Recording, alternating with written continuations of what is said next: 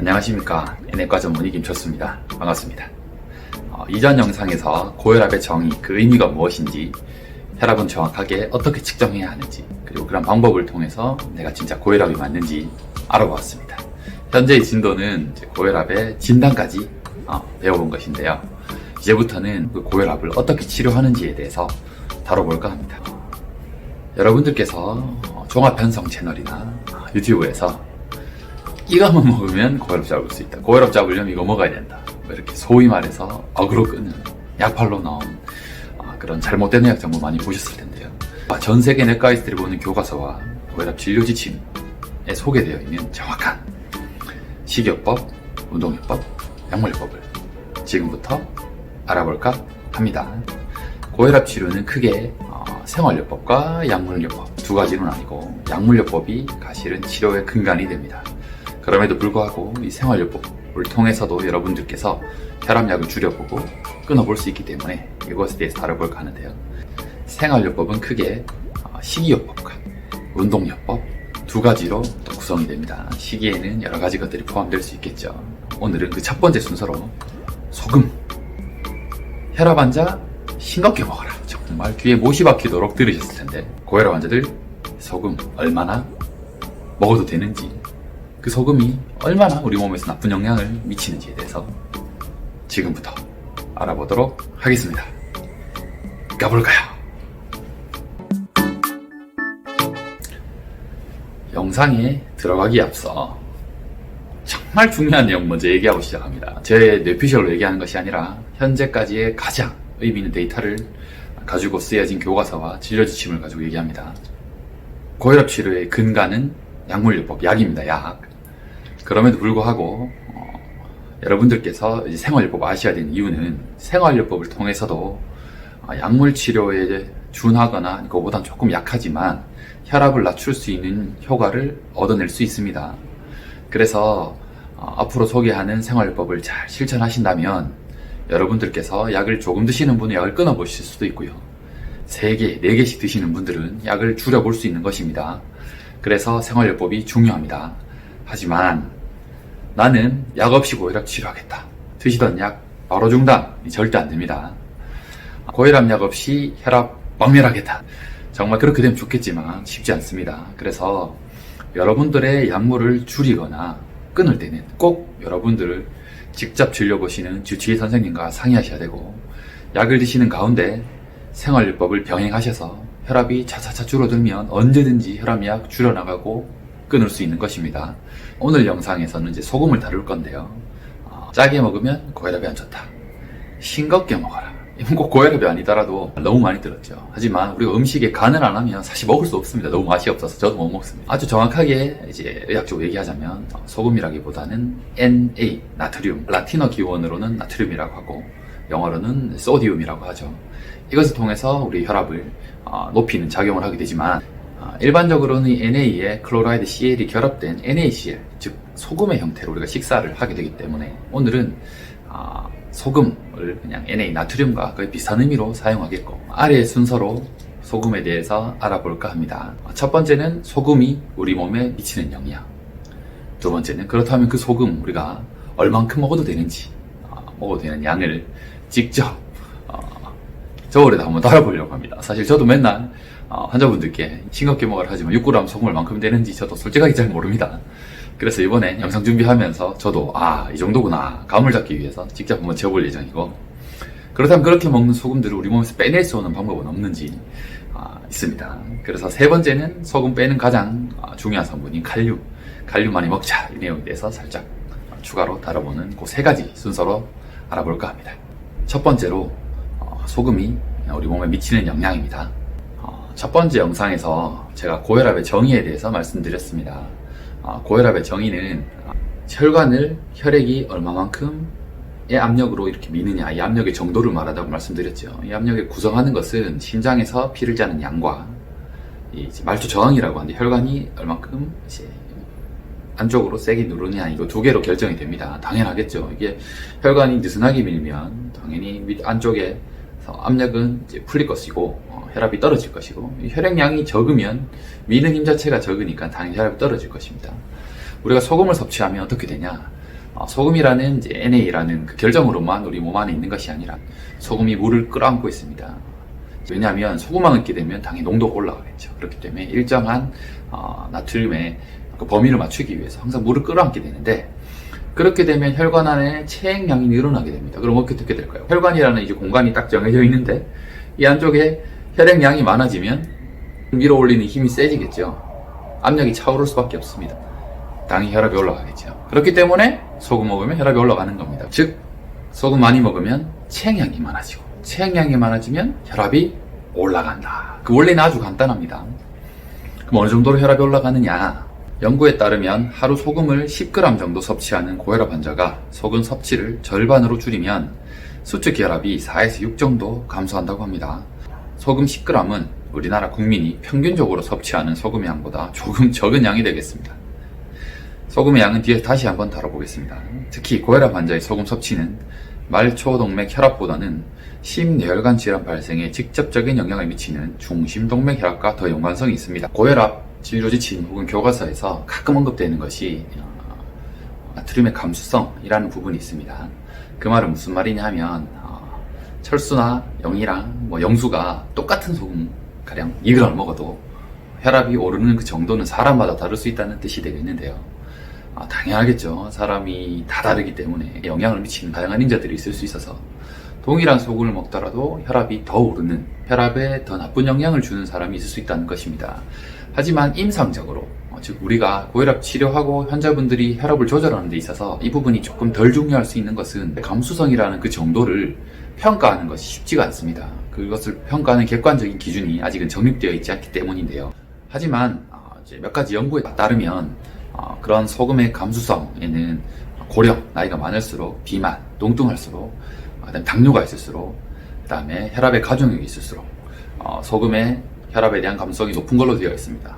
이 네 부류의 환자분들은 더욱더 싱겁게 먹었을 때 혈압이 떨어지는 그 효과가 크다고 할 수 있는 것이죠. 바꿔 말하면 짜게 먹을수록 혈압이 이분들은 더 많이 올라간다 라는 뜻이 되겠습니다.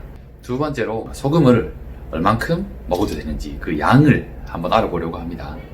한국인은 평균 약 12g의 소금을 먹고 있고요.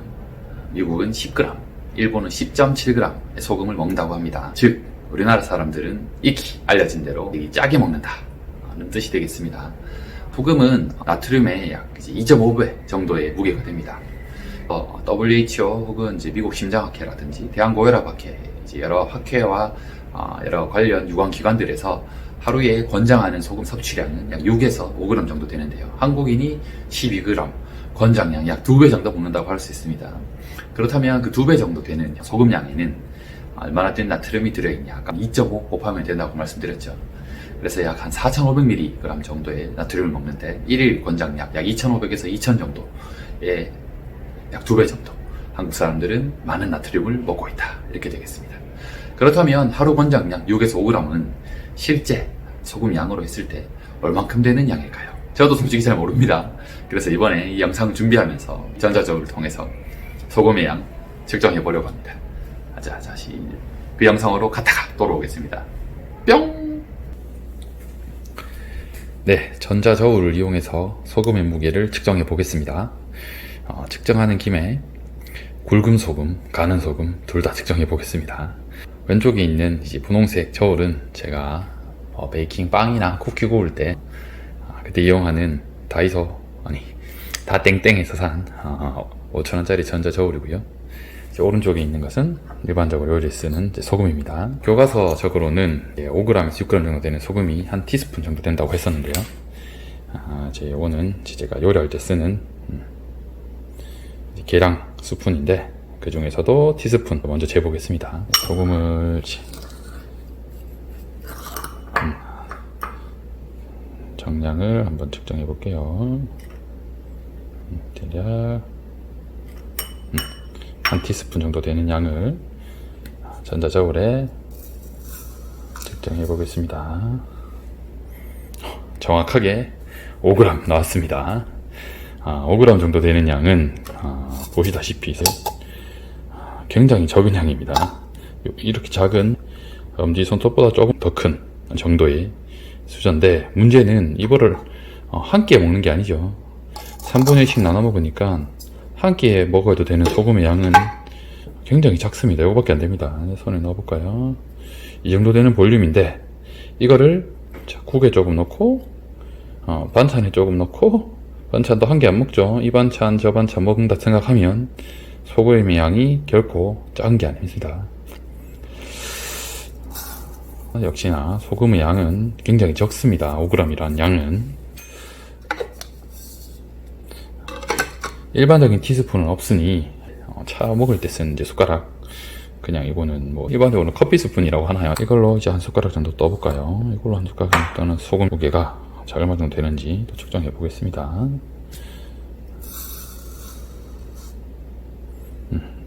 일반적인 소금의 양 5g 정도 나오네요. 숫자가 조금 더 넣었죠. 일반적으로 우리가 믹스커피 탈 때 쓰는 숫자 한 숟가락 정도 되는 양이 약 5g 정도 되는 소금 양인데, 이렇게 보면 또 한 번에 먹는다 생각하면 좀 양이 많아 보이긴 합니다만, 충격적인 건 라면 끓여 먹을 때 이 라면 하나에 이만큼 소금이 들어있습니다. 제가 방금 점심도 신라면 끓여 먹었는데요. 바로 꺼내서 나트륨 얼마나 들어있는지 확인해 보겠습니다. 가공식품에는 나트륨량이 정해져 있습니다.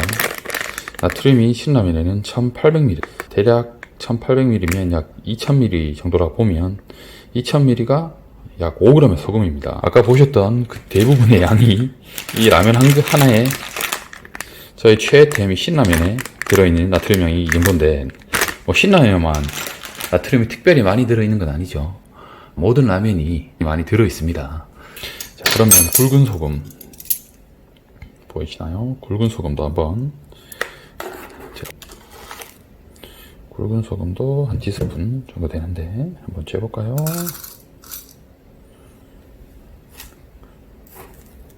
굵은 소금은 아무래도 굵은 소금은 입자가 굵어서 우리가 한 티스푼을 다 담더라도 사이사이 공간이 많이 비기 때문에 한 스푼보다 좀 더 많은 양을 넣었을 때가 5g 정도 나오긴 합니다. 하지만 이 틈이 비어 있으니 곱게 간다고 하면 볼륨은 더 줄어들겠죠. 하지만 실제 이제 볼륨 측면에서 보면 굵은 소금은 입자가 굵으니 틈이 많아서 조금 더 많은 양을 넣었을 때 무게가 5g 정도 나오는 걸 볼 수 있었습니다. 그래서 우리가 실제 한 끼에 허용할 수 있는 이제 소금 양, 이제 믹스 커피 숟가락으로 보자면 한 끼에 한 절반도 안 되겠죠. 굉장히 적은 양입니다. 우리 솔직히 국 끓일 때 소금 이거보다 훨씬 많이 넣죠. 이 정도 되는 양 먹으면 한 끼 권장량 먹는 겁니다. 그래서 생각보다 정말 건강을 위해서 허용 가능한 소금의 양이란 것은 정말 적은 양이다. 그렇게 이해하시면 되겠습니다. 소금이 이 정도 양이 되겠습니다. 우리가 아까 저울에서 잰 이제 소금 양을 보면 실제로는 난 저렇게 안 넣는 것 같은데 하실 수 있겠지만 하루 종일 먹는 소금 양을 말하는 겁니다. 그래서 각 요리를 할 때마다 들어있는 소금을 다 합쳐야 되고, 또 꼭 나트륨이 NaCl 소금의 형태로만 들어있는 것이 아니라 다양한 이제 결합물의 형태로 들어있을 수 있기 때문에 최근에 우리가 먹는 여러 가지 음식들을 보면 뒤에 나트륨 양이 다 표시되어 있습니다. 한 번씩 확인해 보시면 큰 도움이 되실 것이고요. 이러한 나트륨 우리가 섭취를 줄이기 위해서는 어떠한 이제 생활 습관을 가져야 되느냐, 소금의 섭취를 줄일 수 있는 식습관 세 가지를 또 제가 말씀드려보면, 일단 식탁에서 소금을 더 뿌리는 행위는 이제 안 하시는 게 좋습니다. 저도 이전에는 가령 이제 곰탕, 설렁탕 아주 좋아하는데 식탁에 소금을 좀 뿌려서 간을 좀 더 짜게 해서 먹었었는데, 이제는 줄이다가 안 넣습니다. 안 넣어도 생각보다 먹을만 합니다. 점점 줄일 수 있고요. 두 번째로 소금이 많이 든 가공식품, 마른 안주 피하시는 것이 좋습니다. 라면 1일 권장 나트륨 소금량에 전부 다 들어있다. 그럼 라면 한 개 먹으면 쫄쫄 굶어야 됩니다. 세 번째로는 한국은 국물 생활이죠. 찌개가 됐든 국이 됐든 여기에 소금이 많습니다. 그래서 국물을 줄이는 식습관이 굉장한 도움이 될 수 있습니다. 한식에 포함된 나트륨 양을 보면 깜짝 놀랄 만합니다. 된장찌개, 김치찌개 약 2000mg, 소금으로 하면 약 5g 정도 하루 권장량 다 먹습니다. 갈비탕 1700mg의 나트륨, 소금으로 대략 4g 넘죠. 순두부찌개 1500mg, 1400mg 정도 된다고 하는데 소금으로도 4g 넘습니다. 이 방송을 보시는 주부 여러분들, 어머님들, 아니면 뭐 저같이 요리 좋아하는 남자들, 이제 국물 훅 떠먹었다가 맛없을 때, 특히 미역국 같이 맛내기가 살짝 애매한 음식들, 뭔가 빠진 것 같다. 그럼 일단 소금 넣죠. 그래서 국물에 소금이 많습니다. 국물까지 훅 다 마시면 소금 너무 많이 먹습니다. 국물만 절반 줄여도 나트륨 양의 상당한 부분을 줄일 수 있습니다.